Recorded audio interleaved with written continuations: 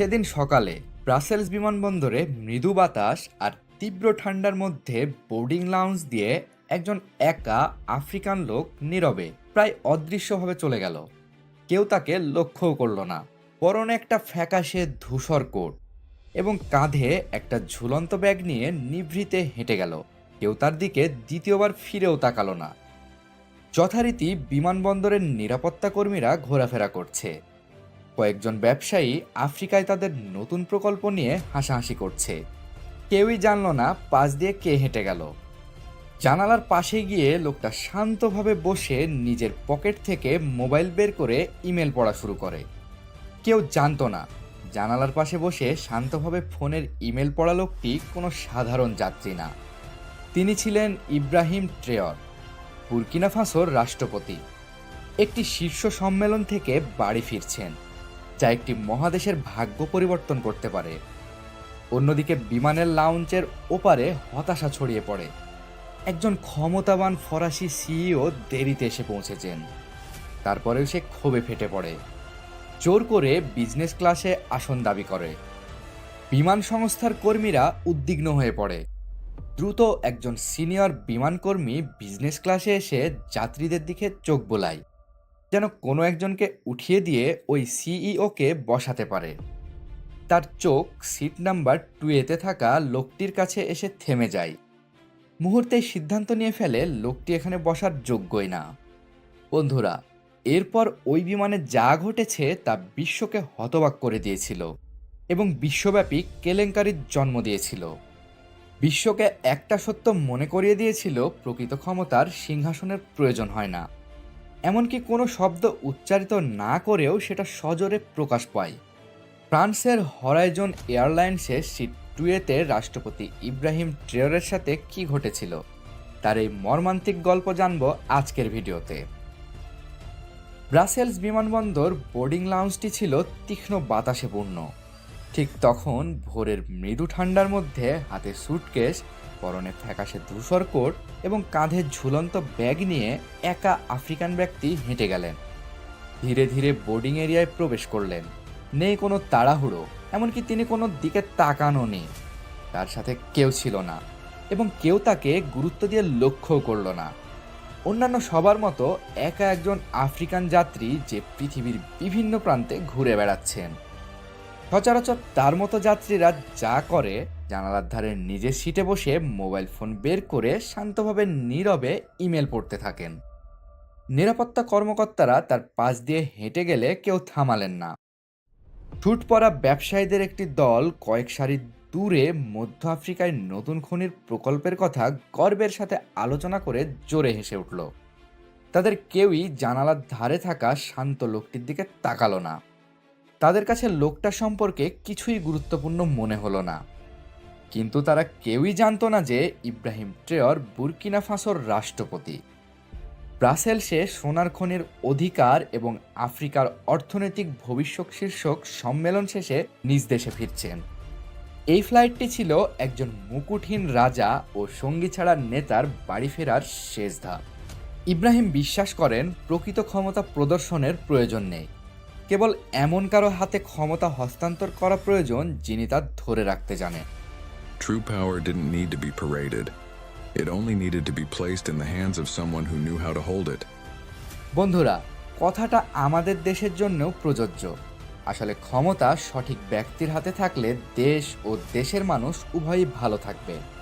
ক্ষমতা অযোগ্য লোকের হাতে থাকলে কি হয় সেটা বাংলাদেশের মানুষ হাড়ে হাড়ে টের পেয়েছে। যাই হোক, বিমানের কোলাহলমুক্ত নীরবতার মধ্যে হঠাৎ বোর্ডিং গেট খুলল। যাত্রীরা সারিবদ্ধভাবে নিজ নিজ আসনে গিয়ে বসেছিলেন। হঠাৎ একটা রাগান্বিত চিৎকারে নীরবতার অবসান ঘটল। শেষ মুহূর্তে প্রথম শ্রেণীর টিকিট হাতে একজন ছুটে এলেন। তার চেহারায় হতাশার ছাপ, রাগে চোখ লাল হয়ে গেছে। ইনি ছিলেন 55 বছর বয়সী গ্যাসপার্ট লেরয়, একজন ফরাসি সিইও যার জ্বালানি কোম্পানি ডজনেরও বেশি আফ্রিকান দেশে কাজ করে। সুঠাম দেহের অধিকারী, পরনে নেভি ব্লু রঙের স্যুট, হাড়ে ঝোলানো গাঢ় লাল সিল্কের টাই এবং ধারালো নাকের ওপর সুষম রূপালী ফ্রেমের চশমা। লেরয় একটু দেরিতে এসে পৌঁছেছিলেন এবং যখন একজন গেট এজেন্ট তাকে জানালেন বিজনেস ক্লাসে কোনো সিট ফাঁকা নেই, তখন সে থেমে গিয়ে দাম্ভিকতার সাথে বলল, I'm a strategic partner of Burkina Faso. You want me to sit in economy who made that ridiculous decision? তুমি কি বুঝতে পারছো আমি বুরকিনা ফাসোর কৌশলগত অংশীদার, আর আমাকে সাধারণ যাত্রীদের সাথে বসাতে চাও? কে এই হাস্যকর সিদ্ধান্ত নিয়েছে? লেরয় কাউন্টারে হাত চাপড়ে কর্মীদের আতঙ্কিত করে ফেলল এবং মুহূর্তে বিমান সংস্থার ঊর্ধ্বতন কর্মকর্তাকে ফোন দিয়ে এই ঘটনার আইনি ব্যবস্থা নেওয়ার হুমকি দেন। দেখে মনে হলো এটা তার নিত্যদিনের কাজ। দ্রুত বিমানবন্দর কর্মীরা ছুটে এলো। অবশেষে একজন সুপারভাইজার মৃদু স্বরে রেডিওতে ওই বিমানের প্রধান অ্যাটেন্ডেন্টকে শান্তভাবে বিষয়টা সমাধান করতে বলে। কয়েক মিনিট পর পরিপাটি পোশাক পরা একজন মহিলা এসে সকলের দৃষ্টি আকর্ষণ করলেন। শুধু পদমর্যাদার কারণে নয়, কেবল তার ব্যবহার, চলনভঙ্গির কারণেই সকলের দৃষ্টি তার উপর পড়ল। এই হরাইজন ফ্রান্সের বিমান 48-এর সিনিয়র পাইলট অ্যাটেন্ডেন্ট ছিলেন ব্রেইজিত ল্যামোমেত্রা।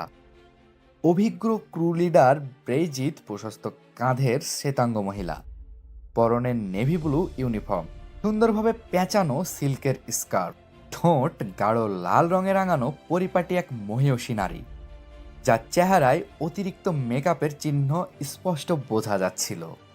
সে একটা উদ্দেশ্য নিয়ে সামনের দিকে এগোচ্ছিল। তার গাঢ় লাল লিপস্টিক ও দাম্ভিকতা দেখে মনে হচ্ছিল চারপাশে সবকিছু তার মালিকানায় রয়েছে। ব্রেইজিত তার থুতনি উঁচু করে রেখেছিলেন এবং তার সোনালি চুলগুলো শক্ত করে বাঁধা। তাকে বলা হয়েছিল একজন ভিআইপির বিজনেস ক্লাসে সিট দরকার, কিন্তু সেই ভিআইপিটা কে সেটা একবার জিজ্ঞেস করারও প্রয়োজন মনে করেননি তিনি। এমনকি বসে থাকা যাত্রীদের তালিকা দেখারও প্রয়োজন বোধ করেনি। সে সোজা বিজনেস ক্লাসের কেবিনে এসে সম্ভাব্য একটা যাত্রীর খোঁজ করতে থাকে, যাকে স্থানান্তরিত করে ওই ভিআইপিকে বসার ব্যবস্থা করে দিতে পারে। তার চোখ তৃতীয় সারিতে আটকে গেল। সেখানে 2A সিটে জানালার পাশে বসেছিলেন ধূসর কোট পরা শান্ত লোকটি। ইব্রাহিম ট্রেয়ার শান্তভাবে তার ফোনের ইমেল পড়ায় ব্যস্ত। তিনি বুঝতেও পারেননি ইতিমধ্যে ব্রেইজিতের লক্ষ্যবস্তুতে পরিণত হয়েছেন। ব্রেইজিত আর কোনো তথ্যের প্রয়োজন বোধ করেনি। সে এটাও গুরুত্ব দেয়নি যে 2A সিটে বসে থাকা ব্যক্তিটা একজন অগ্রাধিকারপ্রাপ্ত যাত্রী। সে শুধু একটা জিনিসই কল্পনা করেছে, তার লোকটিকে দেখে মনে হয়েছে এই যাত্রী ফার্স্ট ক্লাসে বসার উপযুক্ত না। ব্রেইজিত এগিয়ে গিয়ে ইব্রাহিমের সামনে বিমান কর্মীদের স্বভাবসুলভ একটা হাসি দিয়ে অন্যান্য ভদ্রতা না দেখিয়ে সরাসরি মৃদু মিষ্টি স্বরে বলল, Sir, due to a scheduling issue, we need to rearrange some seating. Would you mind moving to the economy cabin for the flight? Sir, সাময়িক কিছু সমস্যার কারণে আমাদের আসন পুনর্বিন্যাস করতে হবে। আপনি কি ইকোনমি কেবিনে গিয়ে বসতে পারবেন? বসে থাকা ইব্রাহিম ধীরে বিমানবালার দিকে তাকালো। তার মুখ শান্ত, স্থির, কিন্তু সে আশ্চর্য হয়নি। কোনো কথা না বলে কোটের ভিতর হাত দিয়ে তার বোর্ডিং টিকিট বের করে আলতো করে ধরে রাখলো। ব্রেইজিত টিকিটে বিজনেস ক্লাসের 2A আসনটি দেখতে পেল, যা এটা স্পষ্ট করেছে এই যাত্রী বিশেষ অগ্রাধিকার প্রাপ্ত হিসেবে চিহ্নিত। ব্রেইজিত টিকিটের দিকে একবার দেখে বসে থাকা শান্ত লোকটির দিকে তাকাতেই সেকেন্ডের মধ্যে তার চারিদিক স্তব্ধ হয়ে গেল। তার ভদ্র হাসি উবে গেল। তবুও তার তাকানোর ভঙ্গি দেখে এটা বোঝাই যায় সে মনে মনে ভাবছে, কিভাবে তোমার মতো কেউ এই আসনে বসতে পারে। সে বোর্ডিং পাসটা ট্রেয়ারের হাতে দিয়ে মাথা নেড়ে পেছনের সারিতে চলে গেল। এতক্ষণের আচরণের জন্য ন্যূনতম ভদ্রতাও দেখালো না। ব্রেইজিত শান্ত ও স্বাভাবিক থাকার চেষ্টা করলেও তার বাঁকা চোখে তাকানো ও ছিটমিটে চোয়াল এটা স্পষ্ট করে অপছন্দের লোক সবসময় পরিস্থিতি কঠিন করে তোলে। সে এত নীরবে চলে গেল বোঝাই গেল না, কিন্তু পাশের যাত্রীর সাথে যথেষ্ট জোরে কথা শুরু করলো। তার চলাফেরায় হতাশার ছাপ স্পষ্ট হতে লাগলো। সে বদ্ধপরিকর, 2A-তে থাকা লোকটিকে সরানো না গেলেও অন্য কাউকে তো সরাতেই হবে। সে এবার বিজনেস ক্লাসের অন্যান্য যাত্রীদের লক্ষ্য করতে থাকে এবং তার চোখ কয়েকজন কালো রঙের আফ্রিকান যাত্রীর ওপরে পড়তেই ভেবে নেয় এদের মধ্যে কাউকে সরিয়ে সিটের ব্যবস্থা করবে। ব্রেজিত দুজন ভিন্ন আফ্রিকান যাত্রীকে মৃদু স্বরে জানান একজন ভিআইপি যাত্রীর জন্য তাদের আসন পরিবর্তন করতে হবে। তখন একজন তরুণ ব্যবসায়ী দ্বিধাগ্রস্তের মধ্যে পড়ে যায়, কিন্তু ব্রেজিত তাকে অস্পষ্টভাবে আশ্বস্ত করে এর জন্য তাকে ক্ষতিপূরণ দেওয়া হবে। বিভ্রান্তিতে পড়ে অনিচ্ছাকৃতভাবেই এই তরুণ যাত্রী নিজের জিনিসপত্র গোছাতে বাধ্য হয়। অল্প সময়ের মধ্যে দুজন যাত্রীকে বিজনেস ক্লাসের আসন থেকে জোর করে বের করে দেওয়া হয়েছিল এবং ব্রেজিত তাদের কথাবার্তা ও ব্যবহারে ন্যূনতম অনুশোচনাবোধ দেখায়নি। ব্রেজিত লেরয়ের জন্য একটা প্রশস্ত সিট ব্যবস্থা করলেও এখনও টুয়েতে থাকা লোকটির কথা ভেবে তার রক্ত টকবক করছিল, কারণ ওই সাধারণ লোকটি তার প্রস্তাবে রাজি না হয়ে কাজটাকে কঠিন করে তুলেছিল। সে এ ধরনের অসম্মান কোনোভাবেই মেনে নিতে পারছে না। আরও একবার ইব্রাহিমের আসনের সামনে হাত দুটো বুকের ওপর শক্ত করে আবদ্ধ করে দাঁড়িয়ে তার দিকে বিরক্তি ভরে তাকিয়ে থাকলো। আশা করছিল হয়তো লোকটি তার নিজের জায়গাটা চিনবে এবং আপনা আপনি চলে যাবে, কিন্তু ইব্রাহিম মাথা নাড়িয়ে ধীরে উঠে দাঁড়ালেন। কোনো অভদ্র বা আক্রমণাত্মক আচরণ না করে সরে গিয়ে শান্তভাবে তার দিকে ফিরে মুখোমুখি হলেন। সে উঁচু আওয়াজে চেঁচামেচি বা রাগের ইঙ্গিতও দেখালো না। সে কেবল ব্রেজিতের চোখের দিকে তাকিয়ে রইল এবং যেন স্থিরভাবে ইউনিফর্মের ভেতর দিয়ে দেখছে এবং কঠিন আচরণের সীমা বোঝার চেষ্টা করছে। ইব্রাহিম অনেকক্ষণ ধরে চোখে চোখ রেখে দাঁড়িয়ে থাকলে বিমানের বিজনেস ক্লাসে একটা নিস্তব্ধ নীরবতা ছড়িয়ে পড়ে। এমন সময় ইব্রাহিম তার কণ্ঠস্বর নরম করে কিন্তু স্পষ্টভাবে প্রতিটি শব্দ বাতাসে ছড়িয়ে দিয়ে বলল, To judge someone by their skin is to proudly declare your own ignorance. কাউকে তার বাহ্যিক আবরণ দেখে বিচার করা মানে গর্বের সাথে নিজের অজ্ঞতা প্রকাশ করা। শব্দগুলো ব্রেজিতকে আঘাত করলে সে কিছু বলার জন্য মুখ খুললেও কোনো শব্দই বের হয়নি তার মুখ থেকে। এই মুহূর্তে তার মস্তিষ্ক শূন্য হয়ে গিয়েছিল। সে কোম্পানির নীতি ভুলে যাওয়ায় তার মুখ থেকে হাসিও বের হয়নি। ব্রেজিত নিঃশব্দে মেকআপের নিচে জ্বলন্ত মুখ নিয়ে চলে গেল। সে এখনও বুঝতে পারেনি কত বড় ভুল করে ফেলেছে। এ বিষয়ে কোনো প্রতিক্রিয়াও দেখায় না। ইব্রাহিম চুপচাপ বসে পড়লে প্রায় সাথে সাথে গ্যাসপার লেরয় এসে হাজির হয়। ব্রেজিত তাকে তার জায়গায় নিয়ে যাওয়ার সময় অনেকটা জোর করে হাসি মুখে তার আসন দেখিয়ে দেয়। ক্রুরা তার জন্য একটা আরামদায়ক বসার ব্যবস্থা করে তাকে এক গ্লাস শ্যাম্পেন দিয়ে যায়। অবশেষে দীর্ঘ 6 ঘন্টা 20 মিনিট যাত্রার পর বিমানটি অবতরণ শুরু করে। জানালার বাইরে বুর্কিনা ফাসো ভোরের উজ্জ্বল আলোয় লাল মাটি, শুকনো বন, ঢেউ খেলানো টিনের ছাদ রোদে জলজল করছে। রানওয়েতে এক ঝাঁক কালো এসইউভি দাঁড় করিয়ে রাখা। লেরয় রানওয়েতে দাঁড়িয়ে থাকা গাড়িগুলো দেখে তার টাই সোজা করে হেসে বলল, মনে হচ্ছে ওরা আমার জন্যই এসেছে। ব্রেজিত তার কথা শুনে একটা ভদ্র হাসি দেয়। বিমানটি ওয়াগাদুগু বন্দরের মাটি স্পর্শ করার আগেই কমান্ডোর ইউনিফর্ম পরা অফিসাররা রানওয়ের কাছাকাছি চলে আসে। ইতিমধ্যে কেবিনে কানাঘুষা ছড়িয়ে পড়ে। কালো ইউনিফর্ম পরা একজন ঊর্ধ্বতন কর্মকর্তা দ্রুত মোবাইল ফোন ধরে সিঁড়ি বেয়ে বিমানে উঠে এলেন এবং টুয়ে আসনের সামনে এসে দাঁড়িয়ে সিটে বসে থাকা ইব্রাহিম ট্রেয়রকে সালাম দিয়ে নীরবতা ভেঙে তার কণ্ঠস্বর গর্জে উঠল, মিস্টার প্রেসিডেন্ট, আপনাকে স্বাগতম। কিছুক্ষণের জন্য কেবিনে নীরবতা ছড়িয়ে পড়ল। কয়েকজন লোক এমনভাবে আতঙ্কগ্রস্ত হয়ে পড়ল যে একজন যাত্রীর হাত থেকে একটি ওয়াইনের গ্লাস পড়ে ভেঙে যায়। ব্রেজিত স্তব্ধ হয়ে দাঁড়িয়ে যাত্রীর তালিকা দেখতে থাকে। লেরয় চমকে গিয়ে এত দ্রুত বসে পড়ে এতে তার গ্লাস থেকে শ্যাম্পেন ছিটকে পড়ে, কারণ তার কানে ওই অফিসারের উচ্চারণ করা মিস্টার প্রেসিডেন্ট কথাটা বাজছিল। মুহূর্তে তার মুখের রং হারিয়ে যায়। কাঁপতে কাঁপতে তার চোখ ওই ধূসর কোট পরা শান্ত লোকটির ওপর পড়ে। ইনি সেই যাত্রী যাকে ব্রেজিত এই সমস্ত যাত্রায় উপেক্ষা করে এসেছে। চারিদিকের এই পরিস্থিতির মধ্যেও ইব্রাহিম শান্তভাবে উঠে দাঁড়িয়ে নিজের কোটের বোতাম লাগিয়ে নিলেন। তার মুখে কোনো বিরক্তি বা রাগ দেখা গেল না, এমনকি অহংকারেরও কোনো ছাপ নাই। ইব্রাহিম ভদ্রভাবে ইশারায় ওই অফিসারের সালামের জবাব দেয়। সেই মুহূর্তে কেবিনের সবাই লজ্জায় নিজেদের চোখ নামিয়ে ফেলে। একে একে সব বিজনেস ক্লাসের যাত্রীরা তাদের চোখ নিচু করে বা মাথা নিচু করে থাকে। যদিও তাদের কাউকেই জোর করে সম্মান প্রদর্শন করতে বলা হয়নি। তবুও এক অদৃশ্য শক্তি তাদের সবাইকে এটা করতে বাধ্য করে। ভ্রাম্যমাণ সিঁড়ি সবেমাত্র বিমানের সাথে যুক্ত করা হয়েছে।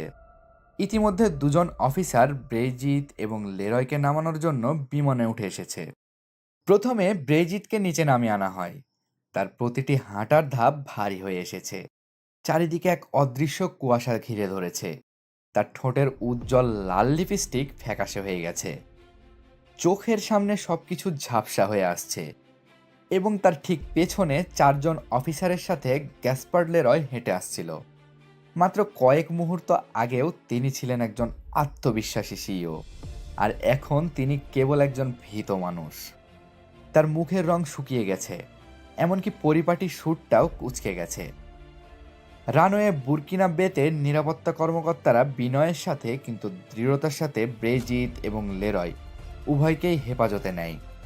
ঘটনাস্থলে কোনো আনুষ্ঠানিক অভিযোগ ঘোষণা করা হয়নি, তবে বার্তাটা স্পষ্ট। রাষ্ট্রপ্রধানকে অপমান করা একটি গুরুতর অপরাধ, যার পুঙ্খানুপুঙ্খ তদন্ত করা হবে। সেই দিন বিকেলের মধ্যে হরাইজন ফ্রান্স এয়ারলাইন্সের সদর দপ্তর অনাকাঙ্ক্ষিত এই ঘটনা দ্রুত সমাধানের চেষ্টা করে। বিমান সংস্থাটি জনসাধারণের কাছে ক্ষমা চেয়ে হরাইজন ফ্রান্স এয়ার ফ্লাইট 872-তে ঘটে যাওয়া ঘটনার জন্য আন্তরিকভাবে দুঃখ প্রকাশ করে এবং তারা পরিষ্কারভাবে জানিয়ে দেয় গ্রাহকদের প্রতি শ্রদ্ধা দেখানো অত্যন্ত গুরুত্বের সাথে বিবেচনা করে এমনকি তাদের প্রশিক্ষণ প্রোটোকল নতুন করে পর্যালোচনা করবে।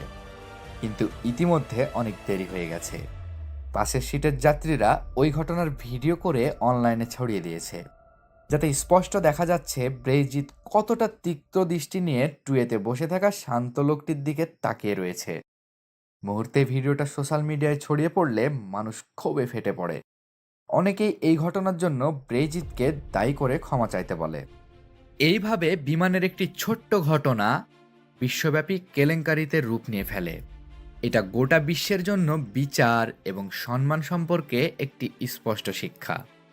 সন্ধ্যায় ওয়াগাদুগুতে এক সংক্ষিপ্ত সংবাদ সম্মেলনে একজন ফরাসি সাংবাদিক মিস্টার লারাউইট দা প্রেসিডেন্ট ইব্রাহিম ট্রেয়রকে জিজ্ঞেস করেন, আপনি কি এই ঘটনার জন্য অভিযোগ দায়ের করতে চান? প্রেসিডেন্ট একটা ছোট্ট হাসি দিয়ে জানিয়ে দেন, আমি তাদের শাস্তি দিতে চাই না। মৃদুস্বরে বললেন, আমি চাই তারা শিখুক কিভাবে মানুষকে কুসংস্কারের মাধ্যমে নয়, বরং মানুষের চোখ দিয়ে দেখতে হয়। এই কথাগুলো খুব সাধারণ হলেও তার গভীরতা এতটাই বেশি, কেউ আর নতুন করে প্রশ্ন জিজ্ঞেস করতে পারেনি। পরের দিন সকালে রাষ্ট্রপতি ট্রেয়র যথারীতি তার দায়িত্ব পালন করলেন। তিনি তার মন্ত্রিসভার সাথে দেখা করে উন্নয়ন পরিকল্পনা পর্যালোচনা করেন। এমনকি বিশ্ববিদ্যালয় শিক্ষার্থীদের কাছ থেকে কয়েকটি প্রশ্নের উত্তর দিলেও একবারও আগের দিনের কথা উল্লেখ করেননি। তিনি স্বাভাবিকভাবে তার কাজ চালিয়ে যান, যেন তার সাথে কিছুই ঘটেনি। সপ্তাহের শেষে ব্রেজিত ল্যামোমেত্রাকে তার দায়িত্ব থেকে অব্যাহতি দেওয়া হয়। বুরকিনা ফাসোয় গ্যাসপার্ড লেরয়ের খনির চুক্তি স্থগিত হয়ে যায়।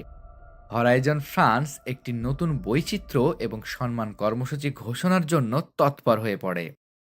এই ঘটনাটি তাদেরকে শিখিয়েছে অতিরিক্ত আত্মবিশ্বাসী ব্যক্তিরা সবসময় মাথা নত করতে বাধ্য হয়, কারণ তারা নিজেকে অন্যের চেয়ে শ্রেষ্ঠ মনে করে। আজ এই পর্যন্তই। ধন্যবাদ ভিডিওটি শেষ পর্যন্ত দেখার জন্য। ভালো লাগলে লাইক দিয়ে আপনাদের মতামত কমেন্টে জানিয়ে দেন। দেখা হবে পরের ভিডিওতে। সে পর্যন্ত ভালো থাকুন, সুস্থ থাকুন, আগামী দশকের সাথেই থাকুন। ধন্যবাদ।